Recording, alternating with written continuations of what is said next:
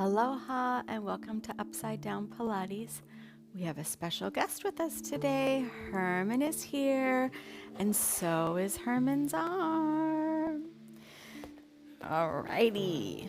So today we're going to continue on with our shoulder girdle information, and we're going to learn about the bones that make up the shoulder girdle and hopefully give you a real clear picture on what the shoulder girdle is. Remember to go back to last episode. You can see a bunch of exercises to get the shoulder girdle moving and firing up, but today we're going to focus on what the heck this thing is and how it works. Over the years, I've just come to realize the best way to understand what's going on is to get into it and understand what's there. Okay? So, let me show you what's in the shoulder girdle. Herman's going to show you sideways. This bone all the way in the front, okay? That's called your clavicle. All right? And it connects all the way in here, right? So this is under your chin in the front of your body. And then that clavicle is going to go onto your shoulder blade, which is your scapula. Fancy word, but this bone here, all right? Now, it connects right here at this little spot. Do you see how little this little spot is? It's very little, okay? There's a bunch of things on top of it that's supposed to keep it into place, but it's a very little area. It's not a big area. Now, this scapula, this shoulder blade, connects all the way here. So this is in the front of our body, all right? This is actually the front of our body here. And then it's going to go all the way back to here. Okay? So people often have a hard time realizing this. Woo! All right, so it goes here and then all the way back there and sticking it out back there. Here, I'll show you. Here, and then it's all the way back here. All right, same bone. All right? Now, those two are the basics of what we think about when we're thinking about our shoulder girdle. So our shoulder girdle is our clavicle and our shoulder blade. Now, if you notice this shoulder blade, it hits onto our ribs. This is very important because if your ribs are not in a good spot, like this or like this, it makes it a little hard to move your arm if you haven't noticed, if you have this issue going on, all right? So shoulder girdle, clavicle, shoulder blade, or collarbone, that's what a lot of people call it, collarbone, shoulder blade, rib cage. And then look over here. Our rib cage connects to our spine. That's our vertebrae, all right? So all of this stuff is important to make sure that your shoulder can move efficiently and properly. The other thing I want to acknowledge is our arm bone. So this is our arm bone, and this sets right here, and this is where our shoulder blade is. So this is part of our shoulder blade. Let me show you on Herman this way, because you can really see it. Okay, so right here, this is part of the shoulder blade. So there's the little triangle down here and all the way up here. That's part of your shoulder blade. So if you move your shoulder blade, you're also moving this little hole here, all right? And our arm sets in here. If I can get it to go right like this. Boom. So everyone thinks of their shoulder as being right here. That's sort of your shoulder, but actually your shoulder is here, all right? And then this arm bone, look at this arm bone. It goes all the way down here. So when you're moving around up here, look what happens. Your elbow moves. All right? And that connects over here. And then that connects to your hand. So everything's all connected. So if you have a problem with your shoulder, there's stuff going on probably in your hand and your spine. Brief summary. And all we do is think about, my shoulder hurts. And I'm like, okay, well, let's see what your hand and your back are doing. And I'm like, And then we start dealing with that, and miraculously the shoulder stops hurting. It's a miracle. I don't know how it happens. Okay, I hope that's clear as mud. Now, let's look at what these bones do together. Again, we're focusing on the shoulder girdle, which is only one picture of this story today.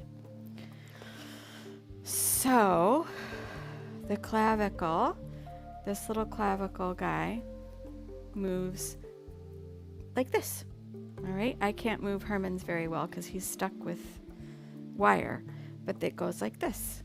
All right, it goes forward and backward. So as you lift your arm up, it will kind of tilt like this down. It goes ooh as you lift your arm up. Ooh. I don't know, you can kind of see it, but I can't go too far or I'll break him. So this part will go down, and then this outside S part will go up. All right. As you move your shoulder blade, it can go really wherever it wants to, but the kinesiologists and biomechanics people like me, we call it elevation. You bring your shoulder blade up, but as you bring your shoulder blade up, you're also bringing your clavicle up, and your spine's probably moving a little bit. As you bring your shoulder blade down, your clavicle is going down, all right? And it's moving not just here, it's moving all the way back here and all the way up there, all right? It's all over the place here, kids. And your arm has to go with you, all right? Then, so that's up and down, elevation, depression. Then we move it forward and backward, all right? We call it protraction and retraction, fancy words. But this whole thing will move forward around your rib cage and then backwards around your rib cage, all right? Now, note, you can keep your shoulder still and move your rib cage inside of your shoulder blade. So you could move your spine forward and backward, but not move your shoulder blade. Or you can do both at the same time. You see where it's already getting all kind of complicated here with this joint? All right. Now, the fancy, so that's up, down, forward, backwards. We can make our circles. Now, the fancy thing that gets all complicated is to lift your arm up, pain-free and happy. This hole has to go up to the ceiling, all right? And they call that upward rotation or downward rotation. Don't think about this too hard because it'll give you a headache. But it goes like this. So this little bone here goes around here. This little bone will drop down. This little bone will turn up, and this hole nice and easily goes up to the sky so that this little bone doesn't wham into here or here or here or anywhere else. And if this little bone doesn't go nice and easy up to the sky, it does. And then it hits things like your bursa, and then you get a diagnosis of bursitis, or it hits one of your rotator cuff tendons and you get a tendonitis in there, or you shave it off and then you have a rotator cuff real problem. All right, and then you end up with frozen shoulder. It's just bones messing around in there, going the wrong way, all right? The problem is a very small space, and so once you get inflammation in there, woo, it's very inspiring to get the inflammation down, all right? And one of the easiest ways to get the inflammation down is to stop hitting it on things it's not supposed to be hitting on. That's what I do. We train the muscles to go in an efficient pattern so it doesn't hit things we don't want it to be hitting all the time. All right? So that is kind of a brief summary of the bones of the clavicle, the scapula, the rib cage, and then our arm bone that this is the shoulder girdle, and then when we add the arm bone in, that turns into our shoulder joint. And that's where the definition of rotator cuff comes in, because your rotator cuff muscles connect onto the arm bone, and the rotator cuff muscles then connect onto the shoulder girdle. All right, now I want to talk a little bit more about how our spine plays into what's going on with our shoulder girdle. So if we're really rounded forward and we have our shoulder girdle, which is going to be our clavicle, and our shoulder blade rounding forward even more like this, it makes it really hard to get this hole to shine straight up to the sky, all right? And so the first thing you really have to do is get this nice and open so that you can start to train the muscles in the right line of action to be able to move that shoulder blade nice and easy and free. All right, it's very important. Then with that, so it's called kyphosis, you're just rounded forward, and then when we're at the computer and we don't get up and do any exercise, or we're sitting all the time, it kind of turns into our natural posture and our head is forward, and as our head gets forward, it gets heavier and heavier and heavier and harder to bring it back up. All right, so then if you add in like a scoliosis or some sort of side thing, you'll have trouble sometimes in your shoulders, and the shoulders are the part that have the pain, all right? But the part that needs to initially be addressed is our spine and our head, all right? I just want to point that out again and make it very clear how important it is for us to be exercising every day. But if we do have a computer job, or we're retired and we're spending a lot of time at home, it's very important to get up, open your chest, and get all these things moving so we don't end up stuck in this position and then all of a sudden we have some shoulder issues going on. All right. Now, in our first workout, we did our shoulder girdle, and I'm going to show you some of the muscles of the shoulder girdle here in a moment, but I want to point out our shoulder joint is here. So it's this arm bone in this little hole, okay? And if you're interested in those exercises that working inside for your rotator cuff muscles, you're going to there's going to be a link somewhere on the screen here, and you're going to go to that link and you're going to register for the naturally free shoulders and arm VIP list, and you will get a full workout on your shoulder girdle. Your shoulder joint, where we work with the rotator cuff muscles and learn how to rotate this arm bone. And then in the class that I'm going to be teaching here soon, we're going to learn how to coordinate that all together, and learn about the scapulohumeral rhythm, which is rolling the shoulder girdle and the arm bone properly, which is a whole day. We get to spend the whole day doing that. All right.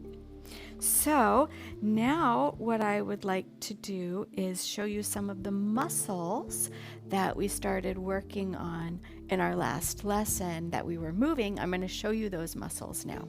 Okay. Okay. Now we're going to look at some of these muscles in our shoulder area, in our shoulder girdle, that we're trying to get going so that we can help get our shoulder moving efficiently. All right. So I've done what I like to call a rough tape. I don't want to get too into the weeds with all the different attachments, so do not quote me. Go look it up online if you want more specific details. I actually recommend Donald Newman's kinesiology book. So Donald Newman is a great author, and he has great pictures, and it's very detailed if you want more detail. But I'm going to give you a rough look here. The first muscle I want to mention is our serratus anterior. Now, this is our push muscle. So I've talked about this in our workout and a little bit in our bones. It goes, look at this, it's orange, okay? So it fans out, serratus. I'm going to come over here. It fans out like this, and it has little pokey dots that connect to each one of your ribs. This is why the ribs are so important for our shoulders, okay? So it connects into our ribs, and it goes underneath our shoulder blade. Not behind our shoulder blade, underneath our shoulder blade, and it connects all the way over here to this back inside border of our shoulder blade. So this is this is a gigantic muscle, you guys. Look at this, okay? And it gets lazy because guess what we don't do anymore? We don't push anything. We don't even have to go to the grocery store and push the cart anymore. So all those exercises we did in the beginning of our workout where we had our hands together and we're pushing our shoulders forward and then pinching them back, lying down, we're pushing the shoulders forward to the sky and then we're controlling them back, getting what's called this eccentric contraction, controlling that muscle backwards. And by pressing our hands all the way together, it shortens the line of action for a muscle called our pectoralis major so that it can't take over. So it really does, our serratus has to push and control back our shoulder blade, all right? And then when we get onto all fours, when we're pushing our spine back and pinching our shoulders, pushing again is firing up the serratus anterior and then drawing it back with control, you're getting the eccentric lengthening of that serratus anterior. So it's really a crucial muscle in order to get our shoulder girdle and then our shoulder joint going in the right direction. If it's not firing up, all sorts of interesting patterns start to happen, and it would take me a very long time to go through all those different patterns. So that is my number one. If you've got, first we do your posture, then we get your serratus anterior going, okay? Then we're gonna go look at our lower trapezius, okay? So our lower trapezius connects to from our shoulder blade right up over here. So here's the little bump that you can feel in the back of your shoulder blade, in that nook where it gets really tight in there and you always want to massage it. Yeah, that's your lower trapezius. And it connects all the way down here. Look, that's our middle back, almost at our lower back. And it fans out and goes through a few of these vertebrae down here. And so I want to explain how this works together. So the serratus anterior pulls the shoulder blade forward and around like this, and then this lower trapezius pulls the shoulder blade down like this. And that helps to bring this hole up to the sky so that your arm bone can clear it properly. All right?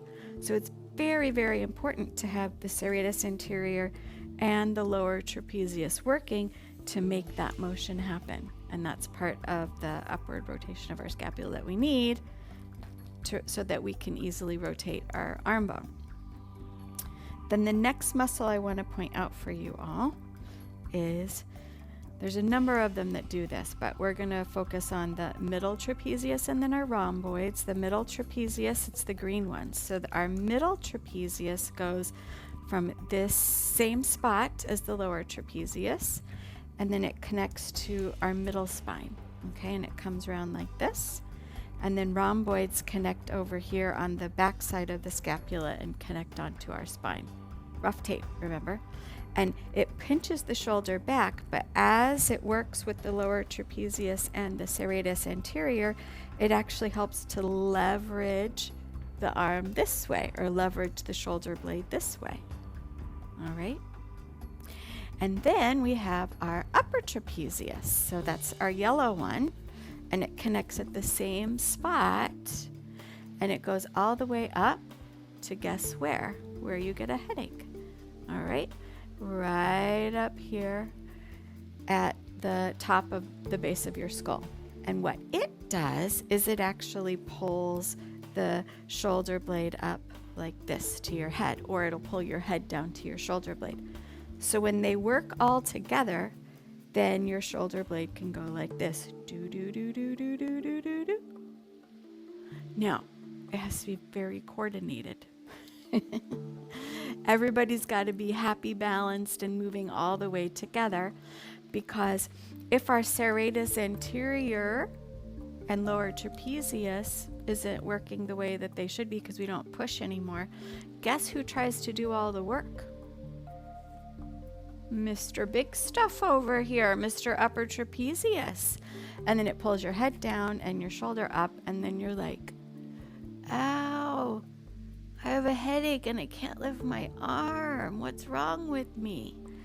Well, your serratus anterior and lower trapezius aren't firing, and so Mr. Big Stuff's got to do all the work, and Mr. Big Stuff isn't so big. Mr. Big Stuff needs help to make that happen, all right? And then, if that's not working, all those rotator cuff muscles inside of the joint can't work efficiently either. And that's, again, we get back to having pain in our shoulder joint, but the pain is there because all of this stuff is not working properly as we go. All right? Let's go back and remember again that if we're rounded forward and maybe a little lopsided, all this line of action and angle of these muscles get displaced. And sometimes it gets either overstretched or in a position that it just can't grip anymore. And then it will also stop working because it can't get a grip to get the pull anymore. It's just levers and pulleys, all right? The other thing that I want to remind us of or tell us about is our abdominal muscles. Funny thing, our serratus anterior actually dovetails with our external obliques. And all together, it draws them down to a cross-lateral connection over into our hip, which we're not going to get into today. But through the external obliques here and then into the internal obliques here, this whole area connects into the opposite leg. So I will often work with people and they'll have a problem in one area of the body and then they'll have a problem in the opposite diagonal area. So they might have Herman here might have a left shoulder issue and then a right hip issue. And sometimes that happens because the abdominal muscles on the diagonal in the front and then the back muscles on the diagonal in the back are not connecting. So this is where this small little problem in your rotator cuff that you might be having turns into a whole body experience. And as you go through and stop focusing on just that little shoulder joint, but start focusing on balancing the whole body, right to left, up to down, inside out, and backwards, these little issues we have just disappear, all right? But for our purposes, we have done a workout that's going to wake up our shoulder girdle. It's going to wake up our shoulder girdle muscles, and that's going to allow us to be able to go down and then work with our shoulder joint. So you already have the sequence for the shoulder girdle wake up, all right? If you want that rotator cuff wake up, you're going to click on a link somewhere around here, and you're going to put your information in, and then in your email you're going to get the shoulder joint wake up workout for you, and then you'll be able to do both of those workouts to get those going, and then you'll get more information on how to work with me and learn about the rest of your arm and your hand, and then hopefully we can work together.